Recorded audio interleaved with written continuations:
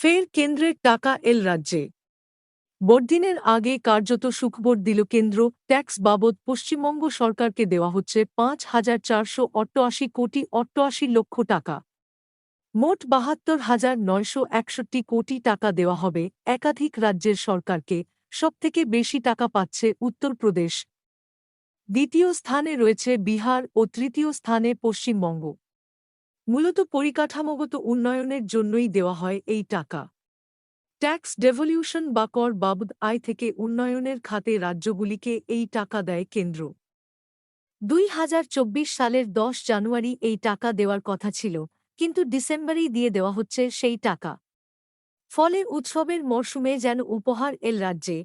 এই কর বাবদ পাওনা টাকায় উত্তরপ্রদেশ সরকার পাচ্ছে ১৩,০৮৮,৫১ টাকা। দ্বিতীয় স্থানে থাকা বিহার পাচ্ছে মোট ৭,৩৩৮,৪৪ টাকা। তৃতীয় স্থানে থাকা পশ্চিমবঙ্গে ৫,৪88,৮৮ টাকা পাবে। প্রতি অর্থবর্ষেই কেন্দ্রীয় সরকার কর বাবদ করা আয় থেকে ৪১% দেওয়া হয় রাজ্যগুলিকে।